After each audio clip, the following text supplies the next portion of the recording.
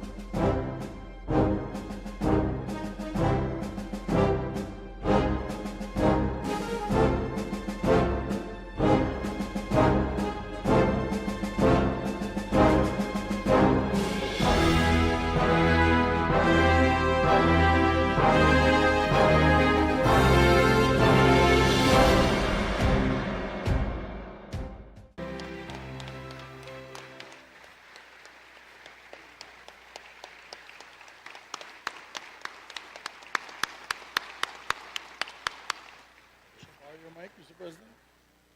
On the part of the Senate, the joint session is hereby called to order. On the part of the House of Representatives, the joint session is called to order. Please remain standing for the singing of the Philippine National Anthem to be led by Ms. Lara Marie Moscardon Maige.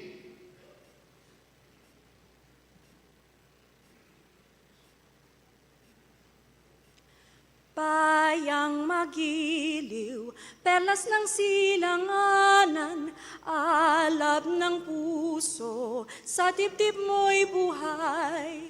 Lupang hinirang, duyan ka ng magiting, sa manlulupig, di ka pasisiil, sa dagat at bundok, sa simoy at sa langit mong bughaw.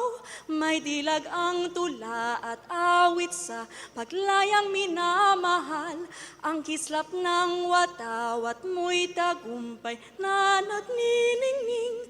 Ang bituin at araw niya kailan pa may di magdidilim.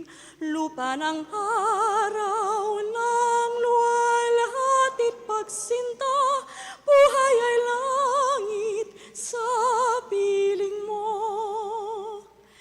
Aming ligaya na pag may manghahapi, ang mamatay ng dahil sa'yo.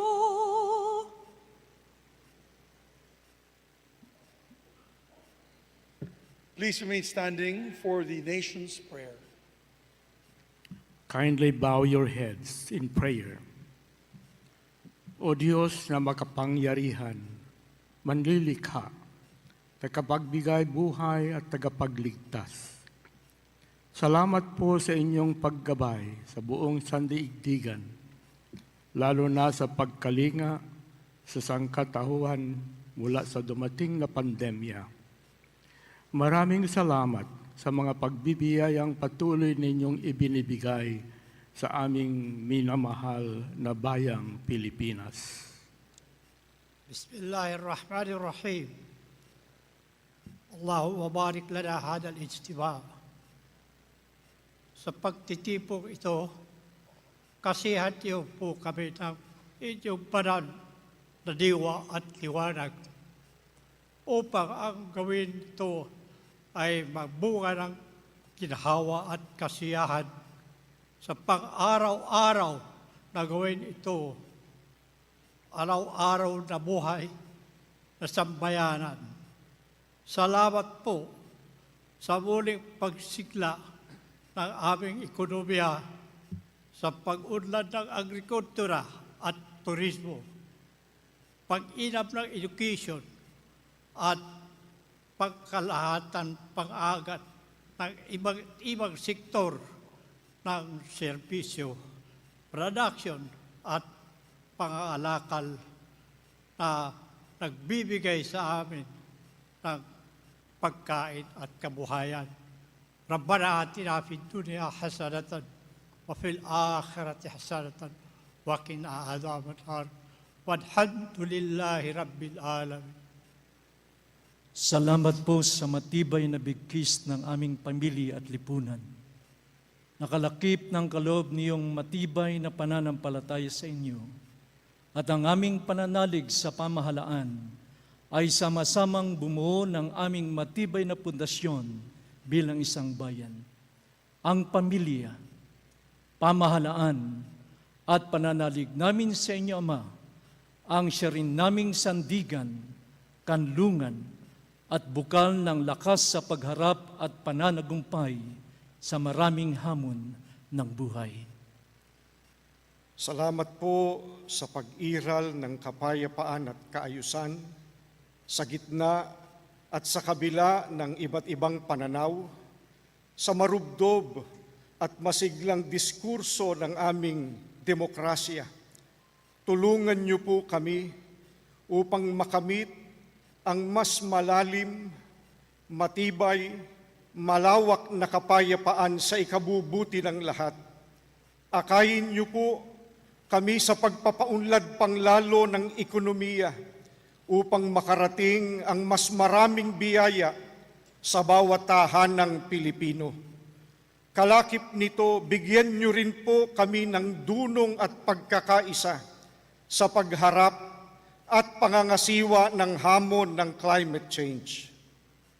Maghari po kayo ng ganap ang inyong banal na diwa sa puso at isip ng aming mga mamamayan at mga pinuno, mga mambabatas, namamahala at mga hukom, 10 ng kanilang mga tauhan, upang ang buong katapatan, ang paglilingkod nila at kagandahang loob na manguna sila at maglingkod tungo sa mapayapa, makatarungan, maayos, maunlad, masagana at masayang pamumuhay ng buong sambayanan.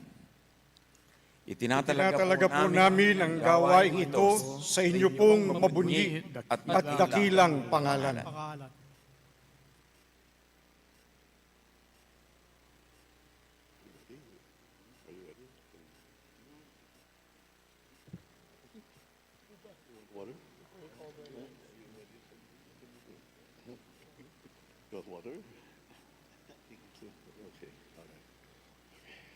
Ladies and gentlemen, honorable members of Congress of the Philippines, His Excellency Ferdinand Marcos Jr., President of the Republic of the Philippines.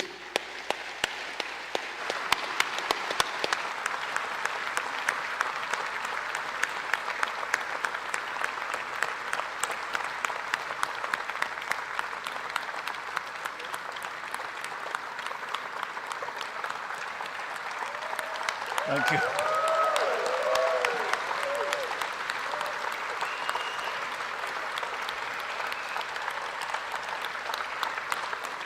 Thank you. Thank you very much.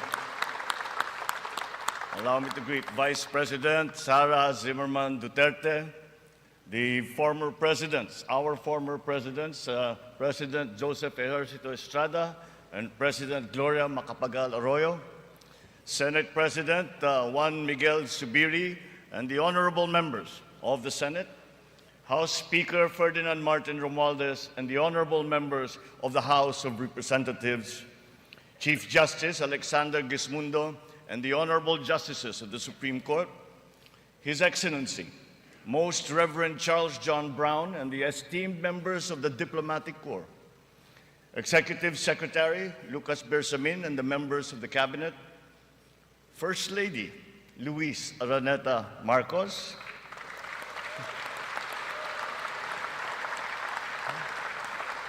former First Lady Imelda Romualdez Marcos,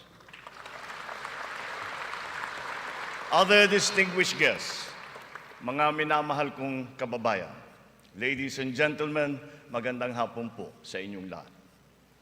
1 year ago today, I stood here before you, setting forth the plans that we have to improve our economy, bring jobs to our people, improve the ease of doing business, recalibrate our educational system to adapt to the new economy, lower and rationalize energy costs, boost agricultural production, enhance healthcare, and continue social programs for the poor and the vulnerable. Let me now report to the people on the successes that we can now lay claim to, and also the challenges that we continue to face. Last year, we emphasized certain strong headwinds that were confronting us along with the rest of the world in our post-pandemic economic recovery. And the biggest problem that we encountered was inflation. Maraming kaganapan sa mundo ang nakapagpagulos sa maayos na takbo ng pandaigdigang merkado. Bukod sa digmaan sa Ukraine, naroon ang patuloy na epekto ng pandemya. Pinalala pa ito ng pagbabawas ng produksyon ng mga bansang pinagkukuhanan natin ng langis. Nang tumaas ang presyo nito, nagsumura na rin ang presyo ng iba't ibang bilihin, ang gasolina, ang kuryente at ang pagkain. Ramdam sa buong daigdig, pati na sa Pilipinas, ang naging pagtaas ng mga presyo ng bilihin noong mga nakalipas na buwan. Sinuri nating mabuti ang sitwasyon.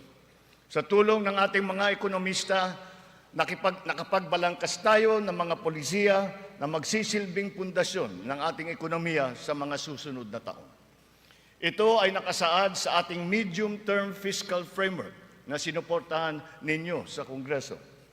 Kasabay nito ang paglulunsad ng mga estratehiya na mapalakas sa kakayahan ang ating mga kababayan at mga sektor ng ating ekonomiya. Nakakita po tayo ng magagandang resulta. While the global prospects were bleak, our economy posted a 7.6% growth in 2022, our highest growth rate in 46 years.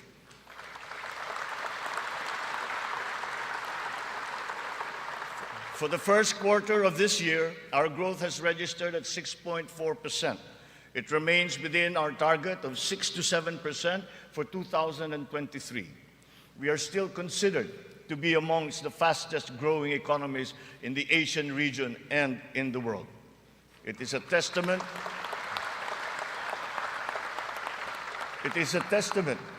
to our strong macroeconomic fundamentals. Our financial system, the nerve center of our economy, remains strong and stable.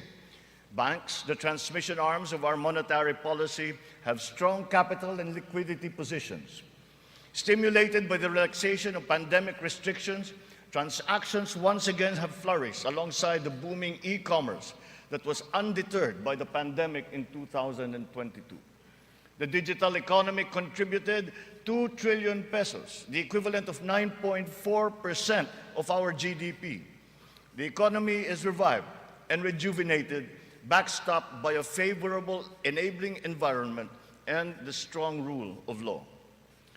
This year, the World Bank projects a 6% overall growth rate, well within the range of our targets for the year. It is anchored on strong local demand, underpinned by consumer spending and draw strength from the BPO industry and, of course, the steady flow of remittances and the continuing jobs recovery. Inflation rate is moving in the right direction. From 8.7% in January, our inflation has continued to ease up in all regions, settling now at 5.4% for June. What this means is that in spite of all the difficulties, we are transforming the economy. We are stabilizing the prices of all critical commodities. According to the Bangko Sentral, inflation is expected to ease further by the close of the year and projected at 2.9% by 2024.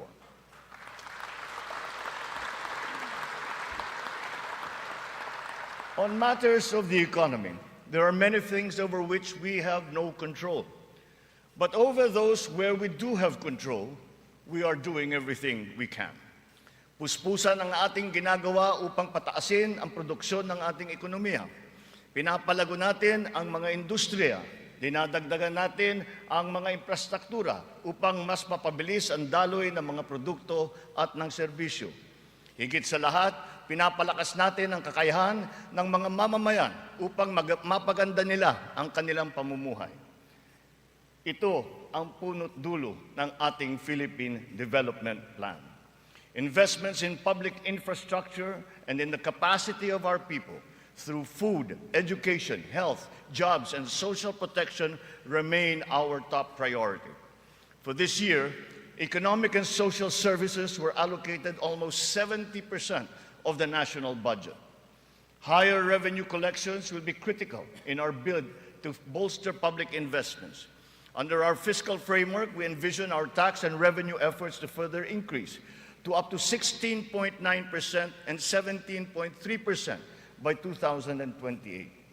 Revenue generation has improved this year. From January to May, the Bureau of Internal Revenue has posted record collections amounting to 1.05 trillion pesos, an increase of almost 10% over the last year. For its part, the Bureau of Customs has also increased its collection by 7.4% for the first 7 months of 2023, amounting to 476 billion pesos. Since July 2022, we have seen increased revenues from PAGCOR of 47.9% and from the PCSO of 20%. We therefore seek, once again, the continued support of Congress to enact into law the policies and reforms under our fiscal framework. Sa mga nakalipas na buwan, nakita natin ang pagbaba ng presyo ng bilihin sa iba't ibang mga sektor. Napatunayan natin na kayang maipababa ang presyo ng bigas, karne, isda, gulay at asukal. Malaking tulong ang Kadiwa Stores na ating muling binuhay at inilunsad. Ang layunin ng Kadiwa ay pag-ugnayin ang mga magsasaka at ang mga mamimili. Walang iba pang namamagitan. Wala nang dagdag, dagastos at patong. Maganda ang kita ng magsasaka, nakakatipid din ang mga mamimili.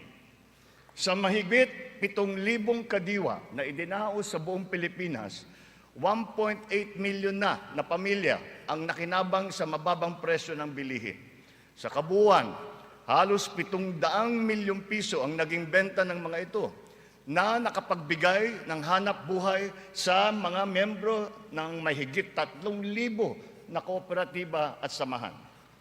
Maganda ang nakita nating resulta, kaya papalawigin pa natin ang Kadiwa sa buong bansa. Kamakailan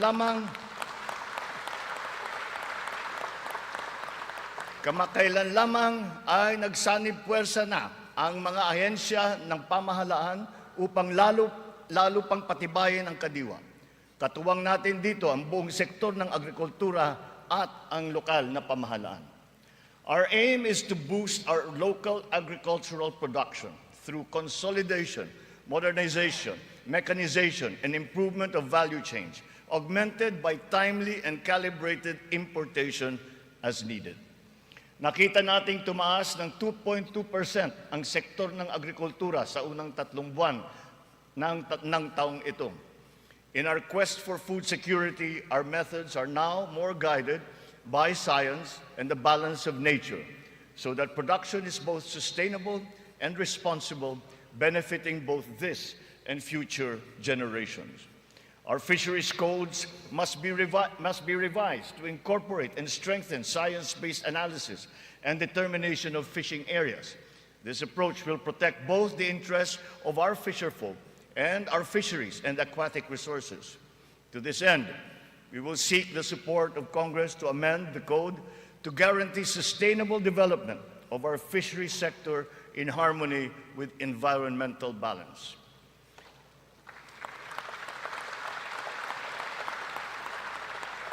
Ipinagbubuklod natin ang mga magsasaka sa pamamagitan ng farm and fisheries clustering at mga livestock multiplier farms. 300 cluster na ang ating natukoy na binubuo ng halos 900 kooperatiba at may lawak na mahigit na 200,000 hektarya ng bukirin. Upang mas mapabilis at mas mapadali ang pagbuo ng kooperatiba, kakailanganin natin ang suporta ng Kongreso na maamyendahan ang Cooperative Code. Sa pamamagitan nito, unti-unting lalakas ang kanilang produksyon at puwersa sa merkado. Totoo ang kasabihan, mas malapas basta't sama-sama. Pinapalawak natin ang kanilang kaalaman sa makabagong mga teknolohiya at pamamaraan. Isa na rito ang paggamit ng biofertilizer na gawa sa Pilipinas at subok din at maaasahan. Sa balanced fertilizer strategy, gaganda ang ani ng mga magsasaka. Hindi na nila kailangan pang umasa sa mas mahal at imported na fertilizer. Bilang tulong sa mga magsasaka, namigay ang pamahalaan ng mahigit 28,000 mga makabagong makinarya at mga kagamitan sa iba't ibang dako ng Pilipinas. Sa ilalim ng iba't ibang mga programa ng kagawaran ng agrikultura, namigay ang pamahalaan ng mahigit na 50 milyong binhi ng palay, mahigit 1 milyong binhi ng mais, at sari-saring mga binhi ng gulay. Nagpamigay tayo ng mahigit 100,000 binhi ng nyug at nagpatanim sa halos 10,000 hektarya ng lupa sa buong bansa.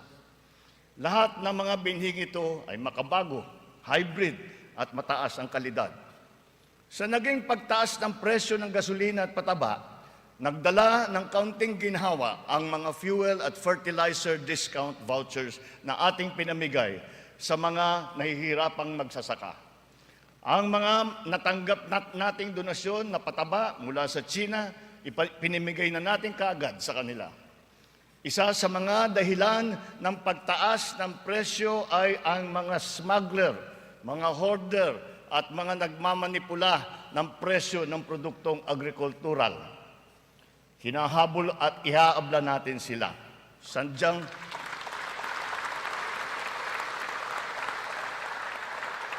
Sadyang hindi tama ang kanilang gawain at hindi rin ito tugma sa ating magandang layunin. Pandaraya ang kanilang ginagawa. Napapahamak hindi lamang ang mga magsasaka, kundi tayo rin mga mamimili. Kaya hindi natin papayagan ang ganitong kalakaran. Bilang na ang mga araw ng mga smuggler at hoarder na yan.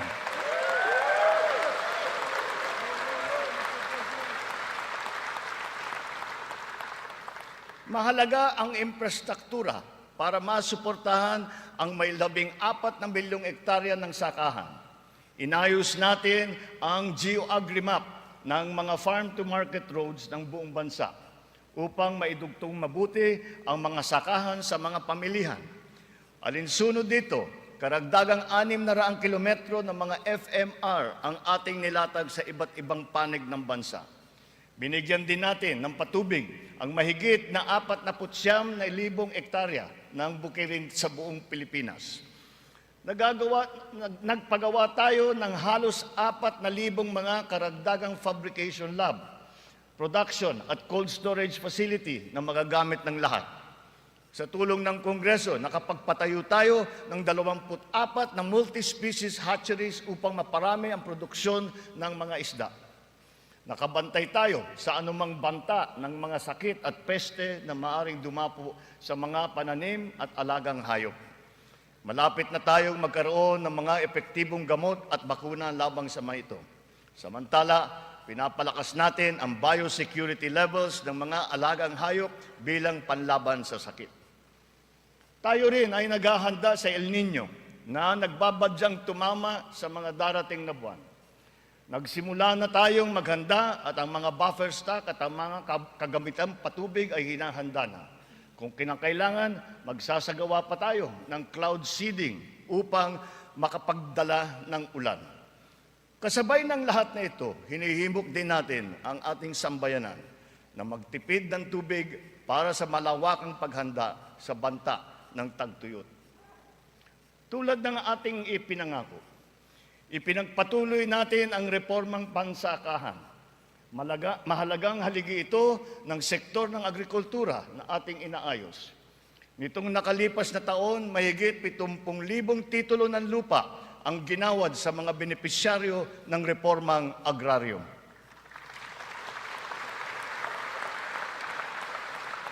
Tamang-tama ang ating pagpapatigil ng mga bayarin ng mga benepisyaryo sa ilalim ng ating nilagdaan EO number 4. Isang taon mula nung aking unang SONA na isabatas na ang bagong Agrarian Emancipation Act.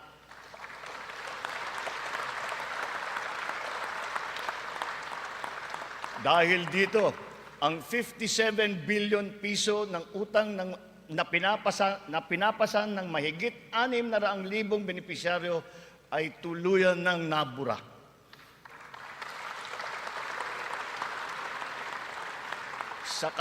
Sa ngalan ng mga magsasakang ito at ang kanilang mga pamilya, maraming salamat muli sa ating mga mambabatas.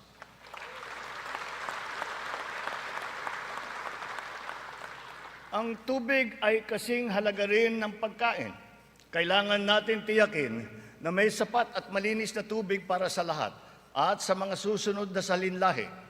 Kasama na rito ang tubig na ginagamit natin para sa sakahan.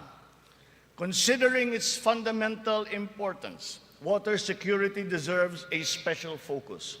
Our efforts must not be scattershot, but rather cohesive, centralized, and systematic. So given that urgency, we have created the Water Resources Management Office to specifically handle the delicate job involving this most precious resource. Nakikipag-ugnayan tayo sa Kongreso upang maipasa ang batas para sa pagbuo ng isang Department of Water Resource Management.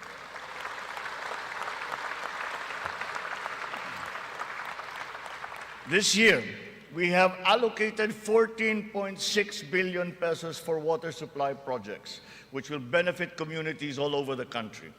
Recently, the water supply of NCR and Rizal received a significant boost from the first phase of the Wawa Bulk Water Supply Project.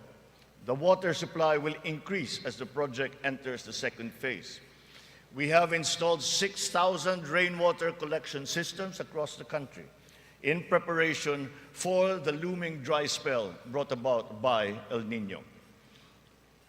One of the keys to continuing economic growth is infrastructure development. So we will build better and more. Our 8.3 trillion peso Build Better More program is currently in progress and being vigorously implemented.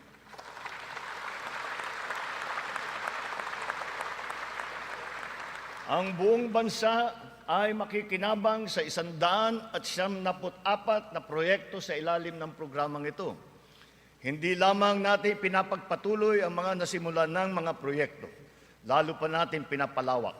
Kaya naman, ang 123 proyekto dito sa Build Better More program ay bago. The flagship projects cover investments in the areas of physical connectivity, water resources, agriculture, health, digital connectivity, and energy. Physical connectivity infrastructure, such as roads and bridges, seaports, airports, mass transport, account for 83% of this program. Our infrastructure spending will stay at 5 to 6% of our GDP.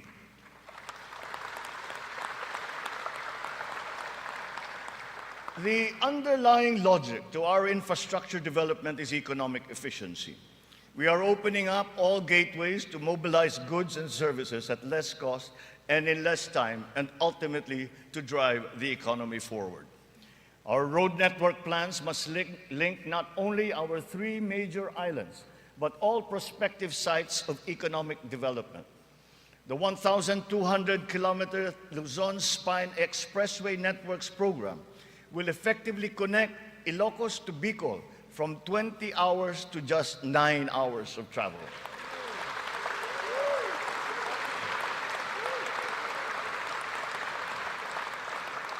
Under the Mega Bridge program, 12 bridges totaling 90 kilometers will be constructed, connecting islands and areas separated by waters. The program notably includes the Bataan-Cavite Interlink Bridge and the Panay-Guimaras-Negros Island bridges, each spanning 32 kilometers, and also the Samal Island Davao City Connector Bridge. As of June this year, we have constructed, maintained, and upgraded more than 4,000 kilometers of roads and around 500 bridges across the country. Crucial airport and port development projects across the country have also been completed, including Cebu Pier's 88 Smart Port and the new passenger terminal buildings of Clark Airport and the Port of Calapan. We initiated several railway projects with a total length of more than 1,000 kilometers. Notably, the southern leg of the North-South commuter railway system is now in full swing. In a few years, travel from Pampanga to Laguna will be reduced from 4 hours to just 2.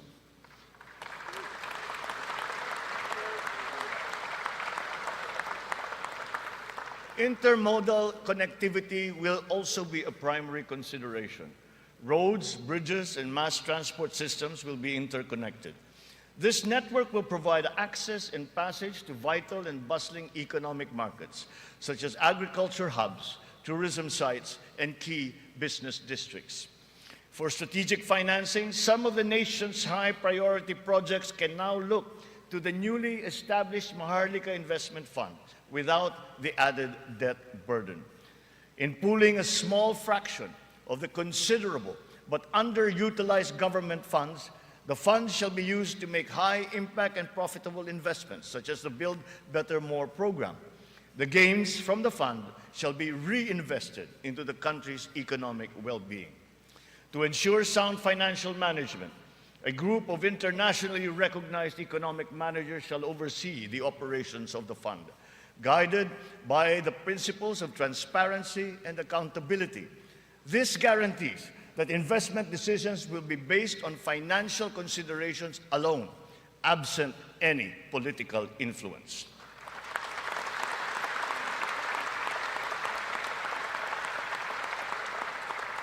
The funds for the social security and public health insurance of our people shall remain intact and separate.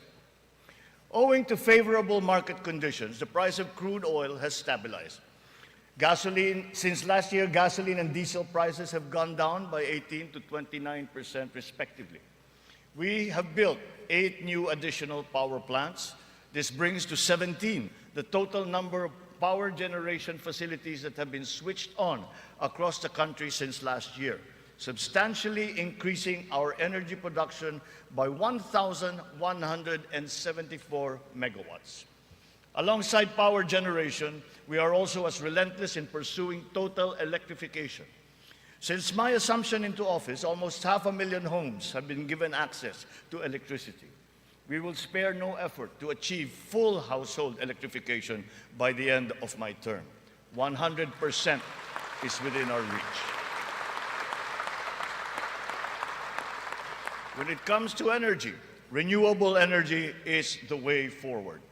We are aggressively promoting renewables so that it provides a 35% share in the power mix by 2030, and then on to 50% by 2040. To accelerate the realization of this green energy goal, we have opened renewable energy projects to foreign investments. Since last year, an additional 126 renewable energy contracts with a potential capacity of 31,000 megawatts have been awarded. To date, we have over 1,000 active projects spread all over the country. 299 of these are solar, 187 are wind, 436 are hydroelectric, 58 biomass, 36 geothermal, and 9 are ocean-powered. The Malampaya project has been a boon to our country, energizing 20% of Luzon. The renewal of the contract guarantees continued revenues and energy production for another 15 years. But aside from Malampaya, we will also push for more gas exploration in other parts of the country. The national government has also partnered with the BARMM in regard to energy exploration and development, and also its utilization within its territorial jurisdiction. We therefore expect to see renewed investor interest in its promising sites. We finally have a unified national grid with the interconnection of the Luzon, Visayas, and Mindanao grids. The one grid, one market will enable more efficient transfers and more competitive pricing of electricity throughout the country. However, 68 grid connections are much delayed, according to the ERC's count. We are conducting a performance review of our private concessionaire, the National Grid Corporation of the Philippines. We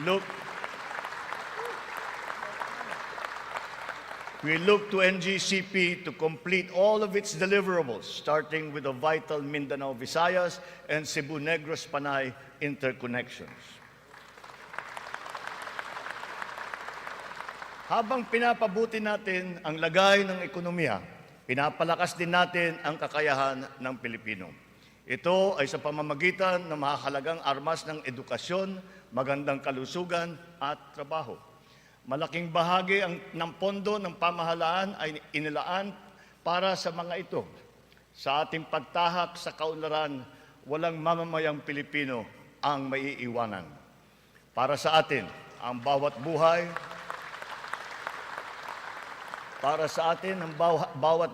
ay mahalaga. Ano man ang edad, kasarian, pangkat, relihiyon o pisikal na kondisyon, sila ay kukupkupin at tutulungan. Naglalaan tayo ng sapat na pondo para sa mga paglingap ng mga lubos na nangangailangan. Layunin natin na sila ay makabangon, mabigyan ng sapat ng kakayahan at maging produktibo. Hindi lamang DSWD, kundi pati ang DOLE, ang DepEd, TESDA, CHED ay tumutulong sa ating mga kababayang nangangailangan. Ang AIX, TUPAD, TVET for Social Equity, Social Pension for Indigent Senior Citizens, at ang Cash for Work para sa mga PWDs ay ilan lamang sa mga mahahalagang programa ng pamahalaan para sa kanila. Nariyan din ang Integrated Livelihood Program Kabuhayan upang matulungan ang mga maliliit na negosyo.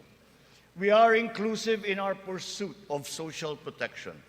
The pension of the military and the uniformed personnel is as important, as urgent, and as humanitarian as that of all other civilian Filipino employees. Efforts are underway to make it fully functional and financially sustainable. We are once again working closely with Congress to ease the transition from the old system to the new one, so as to be able to guarantee that no effects are felt by those in the uniformed services.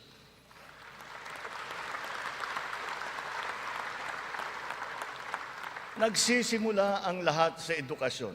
Ito ay para palakasin ang isip at kakayahan ng bawat Pilipino. Ang ating butihing Vice Presidente, na kalihim din ng kagawaran ng edukasyon, ay tumutulong upang tiyakin na ang bawat batang Pilipino ay mabibigyan ng nararapat at kalidad na edukasyon.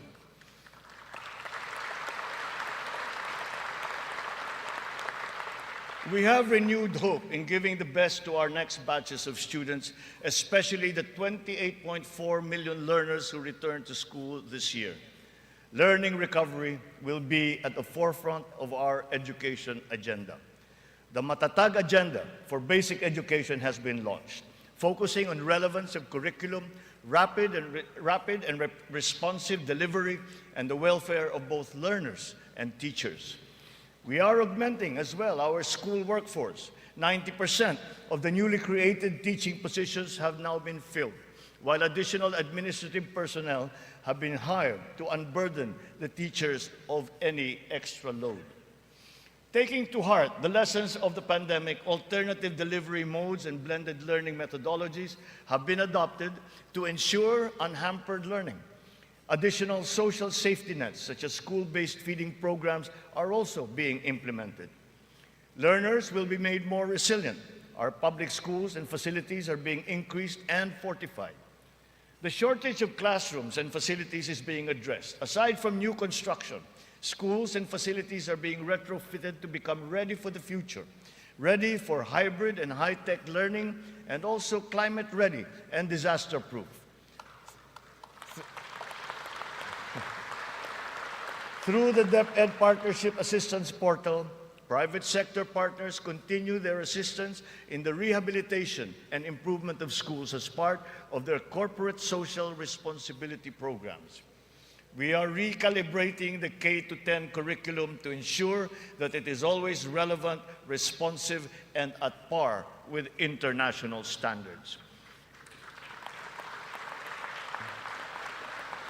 Literacy and numeracy skills need to be strengthened.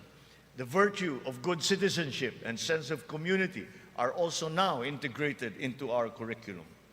We continue to exhaust all efforts to keep our young people away from the sinister influences in the dark corners of society.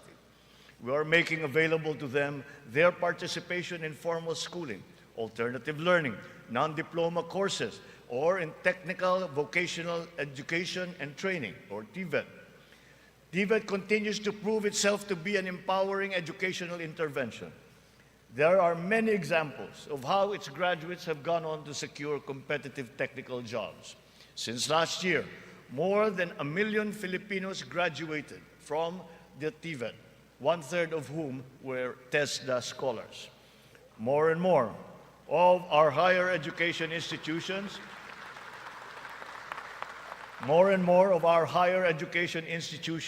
have reached world-class status. This year, 52 Philippine HEIs have been included in the World Universities rankings compared to just 15 last year. We will not let a student's financial constraints be an hindrance to his or her education. We have activated social safety nets, such as skills development training and youth employment programs. Tertiary education in state universities and colleges will remain free for our qualified students.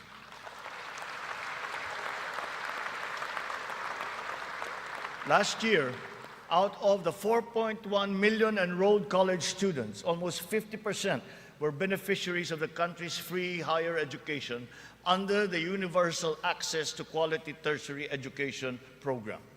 Deserving and talented students without the financial capacity to attend school will not be left behind in this education agenda. A culture of innovation, working hand in glove with a culture of entrepreneurship, must be fostered. This is Filipinovation. Science and technology, especially R&D, will be at its foundation. The DOST leads the development of our capabilities in science, technology, and innovation. Science and technology-related scholarships are made available for the talented and technically gifted students from high school all the way to graduate school. To address the challenge of staying at the cutting edge of technology, 44 renowned Filipino scientists in diverse areas of expertise have returned home under the Balik Scientist program. They will undertake research in various priority fields and will be supported by upgraded facilities and R&D funding.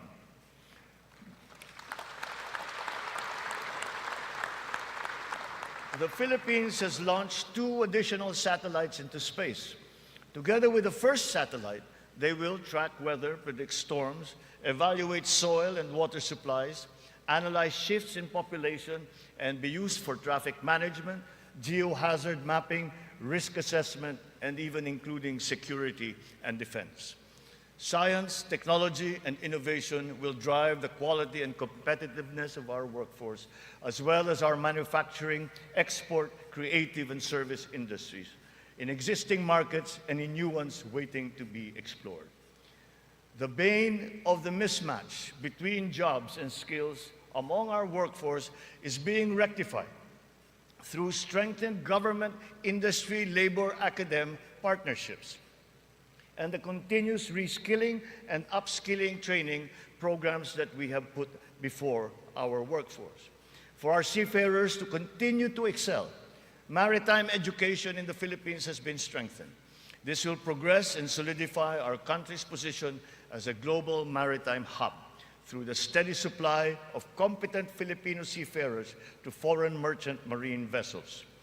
The question about the European Union's recognition of the standards of training of Filipino seafarers has, after 17 years, finally been resolved.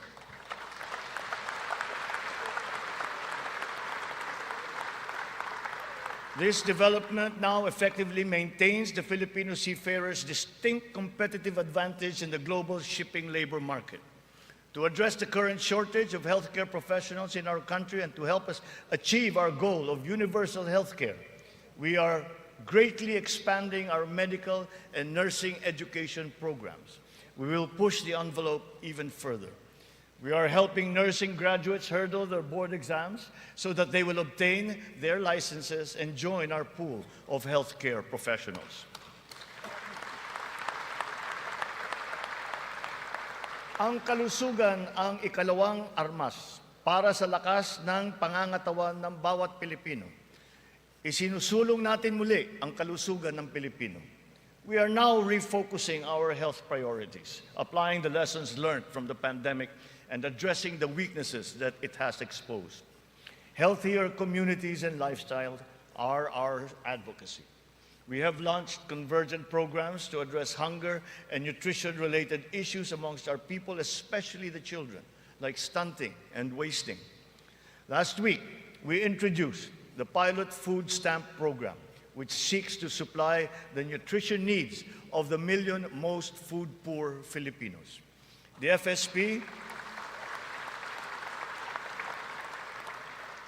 FSP shall complement our nutrition continuity programs, such as the First 1,000 Days program, which ensures nourishment for the first 3 years of a child's life.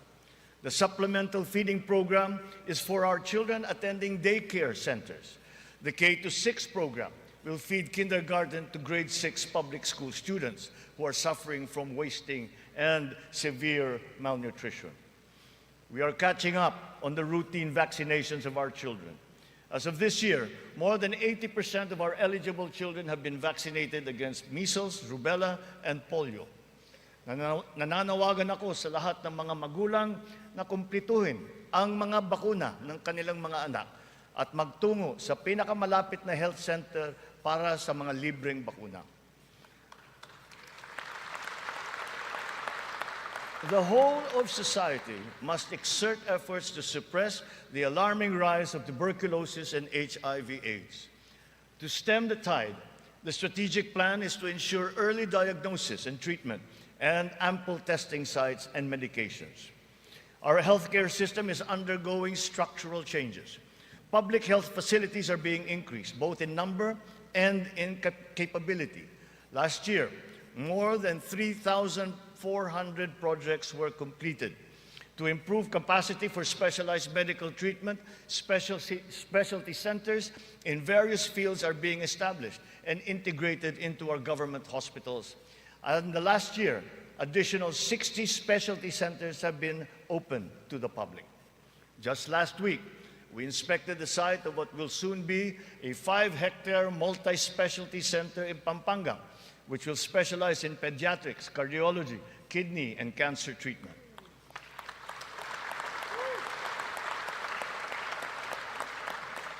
We are working for a more direct, efficient delivery of services through integrated primary care providers and networks in partnerships with the LGUs and our partners in the private sector. These shall, of course, be supported by what is now a better and more efficient PhilHealth. Ang presyo ng mga mahalaga at pangunahing gamot ay bumaba ng humigit kumulang ng 40%. Mayroon ding iba na bumaba na hanggang 70%. Aside from the maximum retail price regulation being implemented, strategic VAT exemptions also lowered the prices of 59 essential medications such as those for cancer, diabetes, hypertension, kidney disease, and mental illness. Palapit na tayo. Palapit na tayo sa hangarin na ang lahat ng Pilipino ay makakakuha ng serbisyong pangkalusugan. Sa ngayon, mahigit 93% na ang kasapi sa PhilHealth. Sa pinagandang konsulta package ng PhilHealth, 21 klase ng mga gamot at 13 laboratory service ang ibibigay ng libre. Ngayon, meron na tayong mahigit 2,000 konsulta centers sa buong bansa. Ang bilang na ito ay mas marami ng 35% mula nung nakalipas na taon. Upang mas lalo pang makatulong sa mga pasyente, ang dating 70 libreng dialysis session ay inakyat na natin sa 156.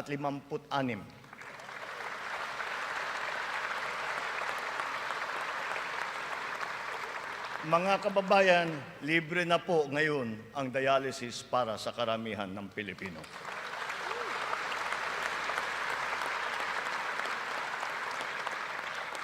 Noong nakalipas na taon, mahigit 3.4 milyon na Pilipino ang nabigyan ng tulong sa ilalim ng Medical Assistance for Indigent Patients, program ng DOH.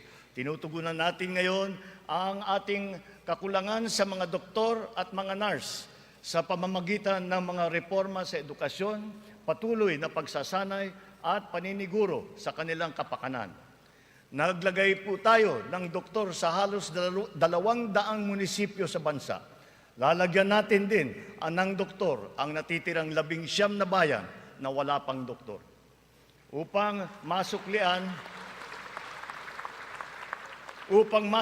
naman natin ang naging sakripisyo ng ating mga health workers sa pribado at pampubliko ng mga ospital nung nakaraang pandemya, ipapamahagi na sa kanila ang kanilang COVID Health Emergency Allowance at iba pang mga nabinbing benepisyo.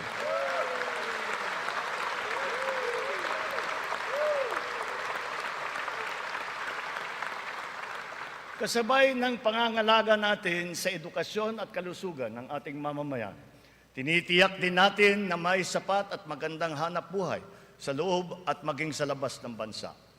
As of May this year, our employment rate rose to 95.7%, clear proof of the improvement from the severe unemployment that we experienced during the height of the pandemic. Employment then was at a low of 82.4%. But even with our current high level of employment, we must do more. We will generate additional jobs for the remaining 4.3% of our workforce, as well as for the 11.7% underemployed Filipinos seeking better employment opportunities. Under the banner of our fast-growing economy, we are aggressive in our investment and business promotions and facilitations. For that, we have not limited ourselves to the local economy, but we have looked to the global economy for partnerships and agreements. Our independent foreign policy, a friend to all and enemy of none, has proven effective. We have formed strategic alliances with our traditional and newfound partners in the international community. We have embarked on foreign trips to promote the interest of the country for peace building and for mutually beneficial purposes. These economic missions have yielded an estimated total investment value of 3.9 trillion pesos or 71 billion US dollars, with a potential to generate 175,000 jobs. The implementation of recent economic reforms is underway.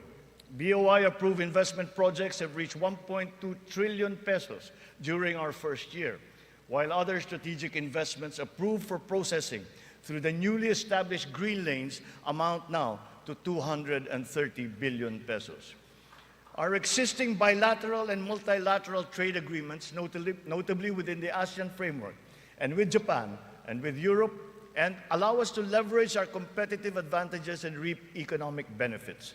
We will continue to forge more of these international partnerships that will lead to a more balanced trade strategy and a healthier economic position.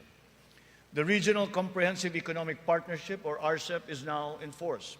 It is a multilateral trade arrangement with the ASEAN and other countries such as Australia, China, Japan, Korea, and New Zealand.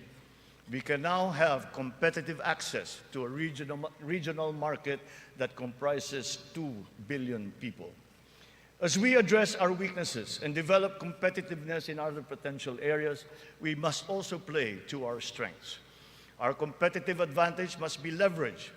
As a service export powerhouse, we must continue to nurture the growth of the services sector, particularly the information technology business process management sector, and of course, the tourism industry. Our tourism has always been a reliable pillar of our economic growth through the years, providing livelihood to more than 5 million of our citizens. Because of the reopening of the economy and the phenomenon of revenge travel, this sector is headed for a great rebound. From January to June this year, we have received 3 million international visitors. This number is already 62% of our 4.8 million target for the entire year. Mga kababayan, ang lahat ng mga ginagawa natin ito ay magbibigay bunga sa libu-libong hanap buhay para sa ating mga kababayan.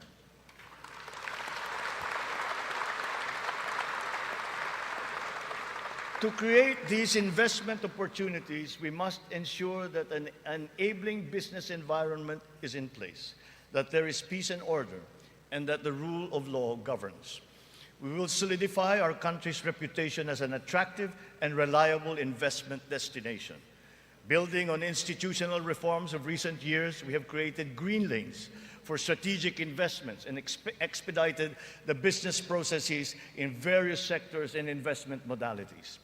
A progressive and rationalized system of taxation is a component of the ease of doing business. The CREATE law has made our corporate tax and incentive schemes equitable and business-friendly. There are more structural tax reforms that must be introduced to allow us to reach our socio-economic targets. Digitalization is the call of today, not the call of the future, not the call of the future, but of the present. It is here, it is needed, and it is needed today. Government must fully embrace digitalization to provide better service to the people through its vital frontline services and its back-end functions. Digitalization will support the government's data-driven and science-based planning and decision-making. It is the greatest, most powerful tool, not just to improve the ease of doing business, but also against many forms of graft and corruption. Data shows that digitalization, in conjunction with government streamlining efforts, has significantly boosted efficiency. Notable examples are in the areas of government payments, company and business registrations, issuance of permits and licenses, loan applications, and revenue collection. All our digitalization efforts will be linked to our payment systems, whose digital transformation has been accelerating at a remarkable rate. Digital payments accounted for 42% of the total retail payments made in 2022, whether by businesses or individuals or by the government. Its high trajectory is now well positioned to achieve Bangko Central's target of 50% of total retail payments by this year. The eGov PH app has also been launched. As envisioned, all key government services are to be integrated into the single and centralized mobile app for the convenience of the general public. The national ID system will be at the core of this digitally transformed network of government services. It will fundamentally change the lives of each Filipino. At 87% total registration, we are now closer to establishing a complete, accurate, and reliable digital database of our own for the entire population. This has already been integrated into the eGovPH app and can be now accessed by our citizens. Consistent with this transformative policy direction, all government offices must then ensure that their vital services are digitalized immediately. In response to this call, the Department of Migrant Workers launched last week the Department of Migrant Workers Mobile to make the journey of our overseas Filipino workers easier. Because of system upgrades, our internet speed has improved. As of June of this year, our fixed broadband speed ranks 47th amongst 180 countries. This ranking is 11 places higher than it was last year. Our mobile internet speed is now ranked at 83 out of 142 countries, which is 8 places higher than it was last year. There will be more improvements as our internet infrastructure undergoes further upgrades. Early this year, Starlink went live in the Philippines, now providing high-speed satellite broadband connectivity. Our national fiber backbone and broadband ng MASA projects will also deliver high connectivity and high-speed internet. We are prioritizing geographically isolated and disadvantaged areas. The DICT has been directed to consolidate all these digitalized government services into the eGovPH app, to establish the National Government Portal and the Philippine Business Data Bank to improve the internet speed in our country. With our e-commerce roadmap firmly in place, we are poised to take this digitalization drive further and beyond, utilizing e-commerce to take full advantage of new technologies. The first bill that I signed into law was the SIM Registration Act, because we are mindful of the risks and vulnerabilities that can lead to negative consequences. Digital users and consumers shall be protected from identity theft, phishing, other online scams through essential systems and safeguards, such as cybersecurity, data privacy, consumer complaint mechanisms, and financial literacy campaigns. The trainings necessary to ease the transition of those whose jobs would be affected by the shift to digitalization are also now being included in the curricula and programs offered by TESDA, DICT, and other agencies of government. It is our wish that one day foreign employment will be driven by choice, not by necessity. It remains a noble calling that our OFWs have answered, requiring great sacrifice from them, their families, and their communities. We are engaging with our partners in the international community to ensure a safe working environment for our countrymen.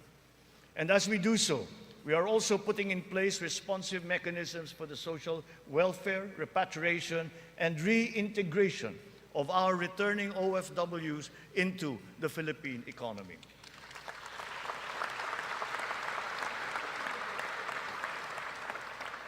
As the world economy reopens, we are witnessing a rise in overseas Filipino deployment. In 2022, the number has increased by 62%. OFWs continue to send in historically high remittances, solidifying their role in our transformative economic growth. In 2022, our OFWs contributed $32.5 billion, or roughly 1.8 trillion pesos, to our economy. Several countries have also signified interest to explore bilateral labor cooperation with the Philippines in the areas of healthcare, tourism, hospitality, engineering, construction, and information technology. Recently, we signed agreements with Singapore, Austria, and the province of Alberta in Canada. Our priority is to ensure that the principles of ethical recruitment, fair employment, and the safe and orderly migration of our people are embodied in our agreements with other countries. For example, the deployment issue in the Kingdom of Saudi Arabia has now been resolved. And as of today, 70,000 of our OFWs have already been deployed to Saudi Arabia for employment.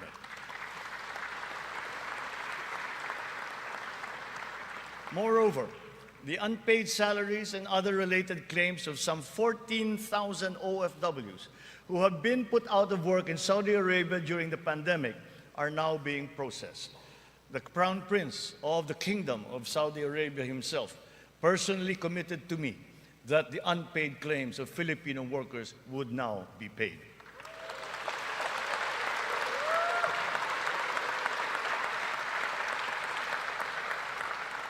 The continued employment of some 50,000 workers and the deployment of many more Filipino seafarers aboard EU vessels has also been assured.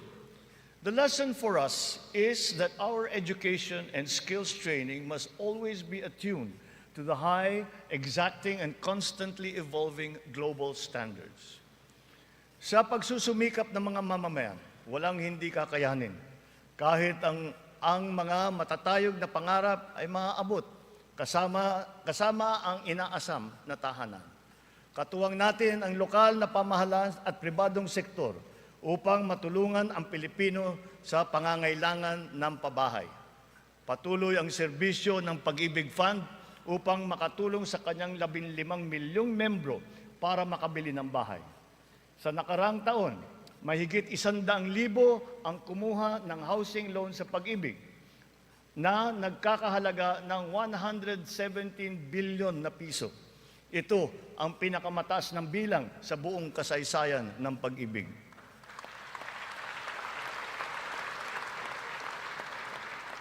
Itong nakalipas na taon, mahigit 148,000 na kabahayan at mahigit 30,000 mga Certificate of Eligibility of Lot Award ang naipamahagi sa Luzon, sa Visayas at sa Mindanao, sa ilalim ng sari-saring mga programang pabahay ng pamahalaan.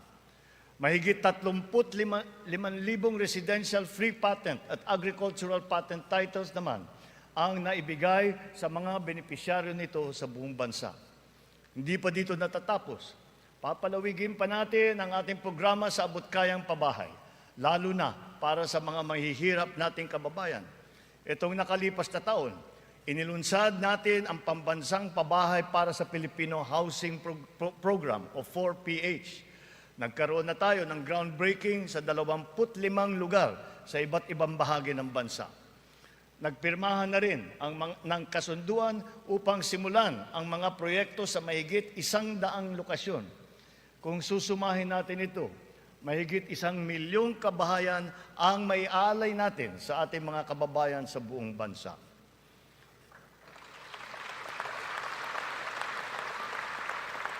The building blocks of progressive, livable, and sustainable communities will never be complete without appropriate and responsible action to mitigate and to adapt to the effects of climate change.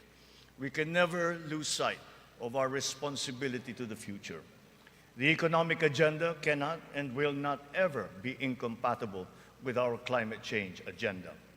Climate change is now an important criterion in our integral national policies, in planning, decision-making, up to the implementation of programs.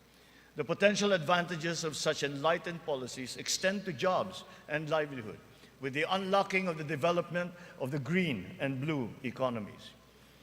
We have learned many painful lessons from past disasters, but we continue to be alert and prepared in our disaster response. It has in fact been commented that sometimes we are over-prepared for such natural disasters. Well, to continue that, we are reorganizing our response teams to make them more adaptable, agile, and effective in times of calamities and crises, with a clear unity of command. Our evacuation centers are being upgraded to withstand the greater forces of the new normal of extreme weather, as well as other natural and man-made disasters. Furthermore, new evacuation centers are also being built, of which 55 have already been completed. We remain committed to global decarbonization goals and the reduction of our carbon footprint. We preserve and protect the treasure that is our forests. Their value to the environment, to the ecology, and the economy is incalculable. We have adopted the concept of the circular economy, using nature as our model. The aim is to keep raw materials in a closed loop. In our world with scarce resources, the circular economy allows us to fully use these resources minimize waste, and reduce the need for new resources, just as it is in nature. Just like our climate change action, this new system requires the participation of all sectors of society, up to each individual citizen, for it to succeed. Only a whole of government and whole of society approach will enable us to do all of these.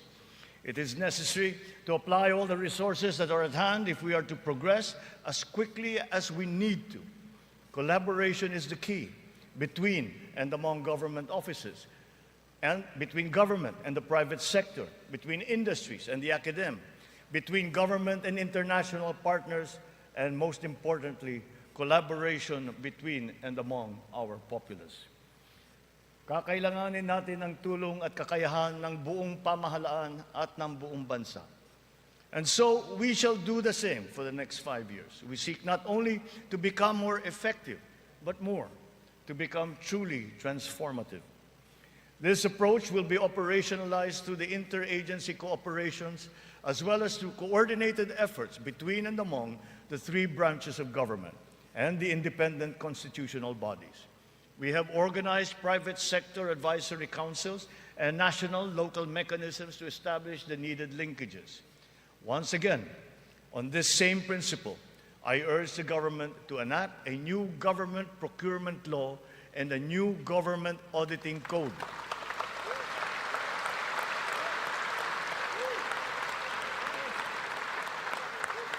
This to make government procurement and auditing more attuned to these changing times.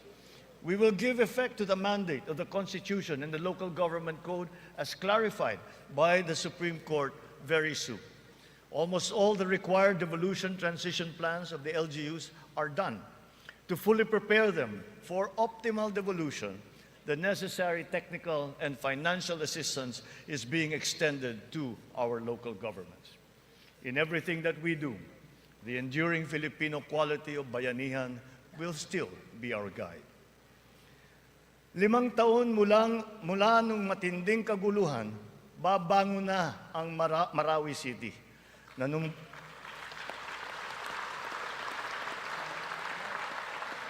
Nanunumbalik na ang sigla sa pamayanan, maraming proyekto ang nakumpleto at mga infrastrukturang naitatayo.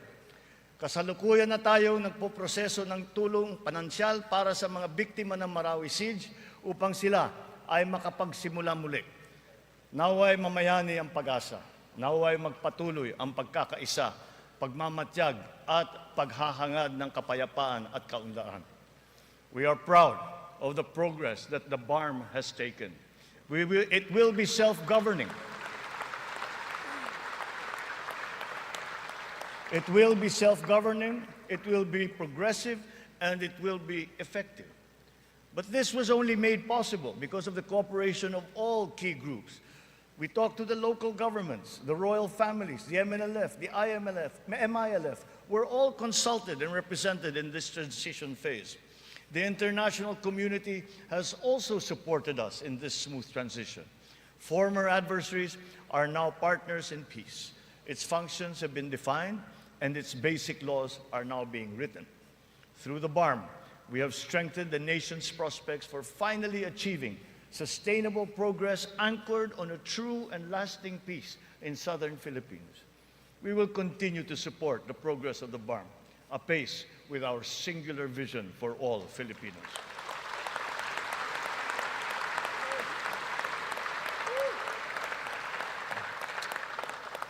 A strong and stable rule of law will strengthen the foundation of our transformation.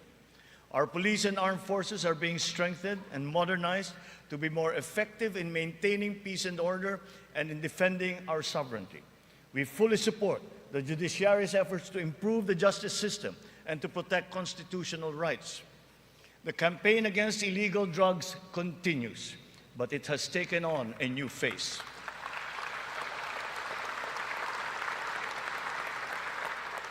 It is now geared towards community-based treatment, rehabilitation, education, and reintegration to curb drug dependence amongst our affected citizenry. Last year, we launched the Buhay Ingatan Droga'y Ayawan, or BIDA program, and established an additional 102 Balay Silangan Reformation Centers nationwide. We will relentlessly continue our fight against drug syndicates, shutting down their illegal activities,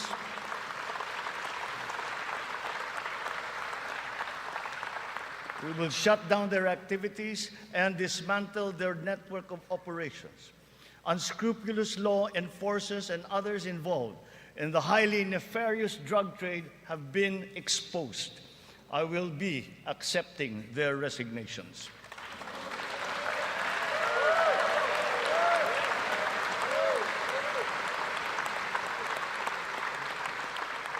In their stead, we will install individuals with unquestionable integrity who will be effective and trustworthy in handling the task of eliminating this dreaded and corrosive social curse. We cannot tolerate corruption or incompetence in government.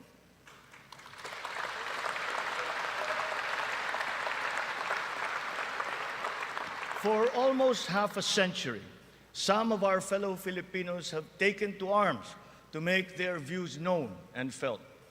We are now at a point in our history when their armed struggle has evolved. We have now progressed together towards peace and development.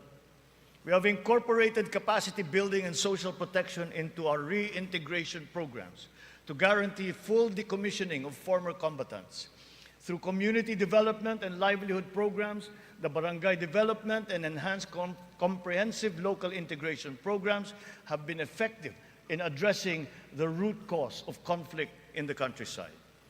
To complete this reintegration process, I will issue a proclamation granting amnesty to rebel returnees, and I ask Congress to support me in this endeavor.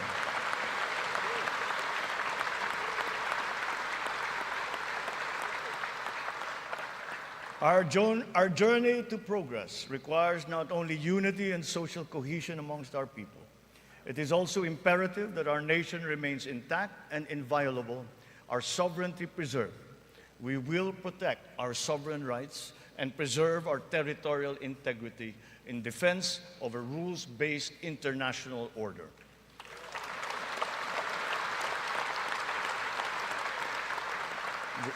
With our national interest paramount, we will always pursue constant dialogue and diplomatic approaches to the resolution of any issue that may arise. So the initial results of our efforts inspire confidence. Let us continue to be relentless in our aspiration of peace and progress. This has not been the work of a single person, neither a single branch of government, nor even the whole government acting alone. This is the collective synergy achieved by all Filipinos working together. It took a whole-of-nation effort to achieve this immediate recovery from our pandemic slump. Unity was what made us rise once more. Nagsisimula pa lamang tayo. Ang pagbangon ng ating bayan ay magpapatuloy pa. Hinihiling ko ang inyong tiwala at pakikiisa.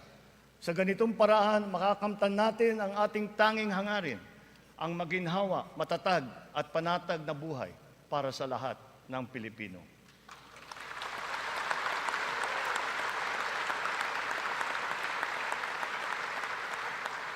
Makikipagtulungan tayo ng mabuti sa Kongreso para sa mga mahahalagang batas na kinakailangan para sa ating tuloy-tuloy na pag-ahon. And once again, I appeal to Congress for its support for the following priority legislations. The essential tax measures under our medium-term fiscal framework, such as excise tax on single-use plastics, VAT on digital services, rationalization of mining fiscal regime, motor vehicle users charge, road users tax, the military and uniform personnel pension, amendment of the Fisheries Code, amendment of the Anti-Agricultural Smuggling Act, amendment of the Cooperative Code, new government procurement law, new government auditing code, anti-financial account scamming, Tatak Pinoy law, the blue economy law, ease of paying taxes, LGU income classification, and the Philippine Immigration Act.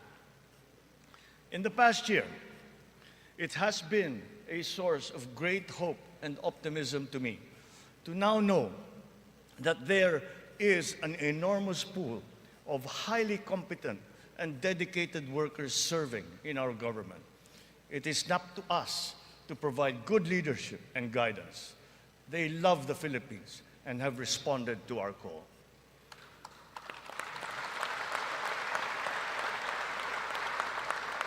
I have stated before that my confidence in our future was grounded in our world-class quality workforce, be they the farmers in the field, corporate giants, government officials, school teachers, health workers, or employees.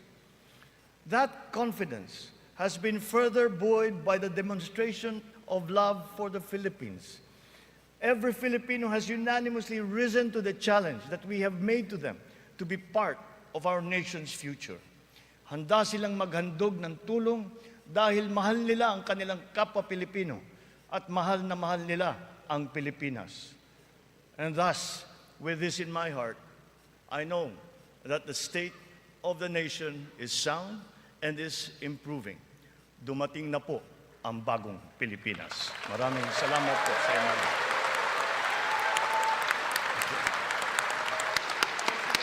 Yes.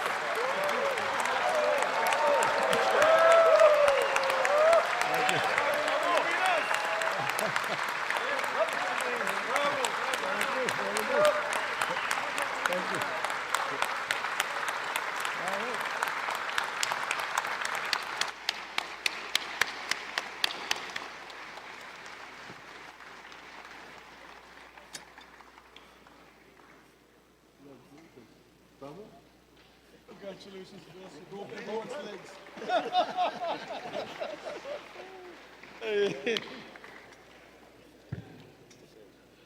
On the part of the Senate, the joint session is adjourned. On the part of the House of Representatives, the joint session is adjourned.